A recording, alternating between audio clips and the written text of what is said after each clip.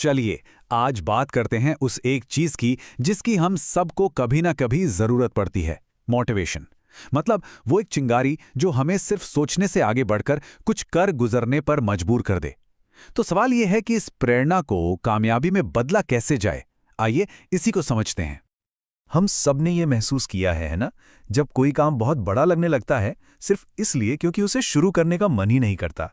ये एक बहुत ही आम एहसास है और इसमें कोई बुराई नहीं है। और पता है, ये सिर्फ हमारे साथ नहीं होता। हमारे आज के विश्लेषण का जो सोर्स है, उसके लेखक थॉमस जे विलोड इस फीलिंग को बहुत अच्छे से जानते थे। उन्होंने अपनी किताब की शुरुआत में ही लिखा है कि कैसे उन्हें अक्सर मोटिवेशन की कमी महसूस होती थी, खासकर मंडे मॉर्निंग्स को। और उन्हें जल्दी ही ये एहसास हो गया कि मोटिवेटेड और फोकस्ड रहने के लिए सिर्फ एक कप स्ट्रॉन्ग कॉफी से काम नहीं चलने वाला। उन्हें किसी ज्यादा भरोसेमंद और पावरफुल सोर्स की जरूरत थी जो उन्हें वापस ट्रैक पर ला सके। तो उनका सोल्यूशन था ये किताब, 1001 मोटिवेशनल कोट्स फॉर सक्सेस।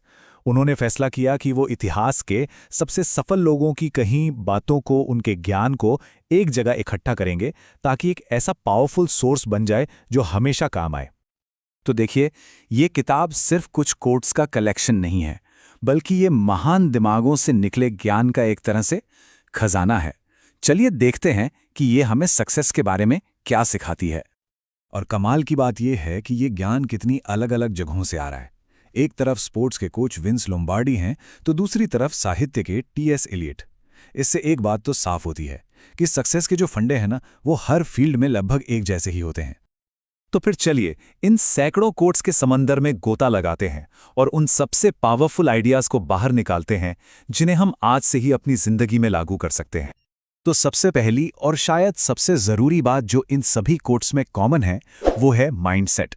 जी हां, सक्सेस की तरफ पहला कदम बाहर नहीं बल्कि हमारे दिमाग के अंदर उठाया जाता है। ये कोट इस बात को एकदम सही तरीके से बताता है, सफलता योग्यता से ज्यादा दृष्टिकोण है। मतलब किसी के पास कितना टैलेंट या काबिलियत है वो उतना मैटर नहीं करता जितना कि उसका सोचने का तरीका, उसका नजरिया मैटर करता है। और इसी आइडिया को हार्वे मके और पुख्ता करते हैं। वो कहते हैं कि कामयाबी कोई ऐसी चीज नहीं है जो बस अचानक हो जाती है। नहीं, ये एक फैसले का नतीजा है, एक चॉइस है जिसे कोई भी ले सकता है। तो बॉटम लाइन ये है, सक्सेस की जर्नी किसी काम को करने से शुरू नहीं होती, वो एक फैसला लेने से शुरू होती है। ये बिल्कुल वैसा ही है जैसे दिमाग में एक स्विच ऑन कर देना। अच्छा, तो एक बार जब माइंडसेट सही जगह पर आ गया तो अगला स्टेप क्या है? जाहिर है उस अंदरूनी फैसले को असलियत में बदलना। और ये सब कुछ एक्शन के बारे में है।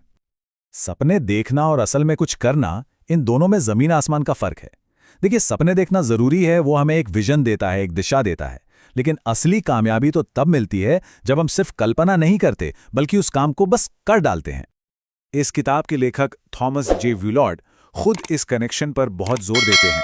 उनका कहना है कि अगर आपके अंदर किसी चीज को पाने की गहरी इच्छा है और उसे पूरा करने का एक प्लान है, तो फिर ऐसा कुछ भी नहीं है जो हासिल नहीं किया जा सकता। इच्छा, प्लान और एक्शन, यही है चाबी।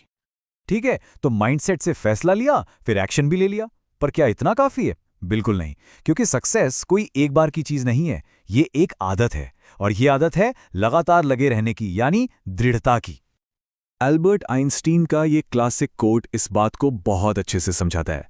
कामयाबी का रास्ता सीधा नहीं होता, उसमें नाकामयाबी भी आएगी, लेकिन जरूरी ये है कि कोशिश करना ना छोड़ा जाए।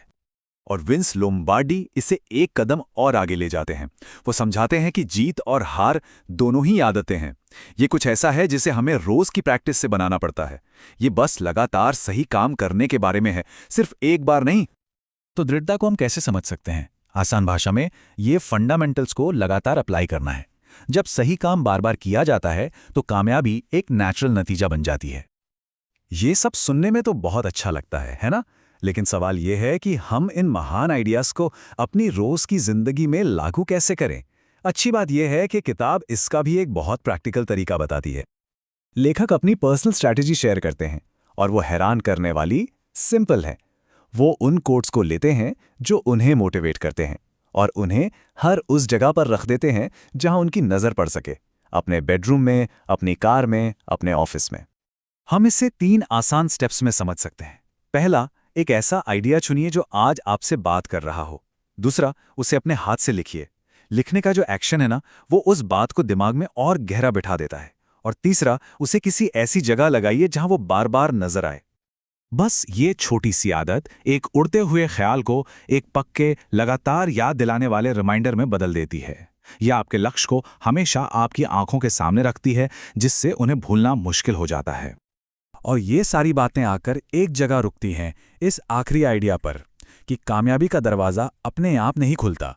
ये वो दरवाज़ा है जिस पर पुश लिखा होता है, जो हमें याद दिलाता है कि पहल तो हमें ही करनी होगी।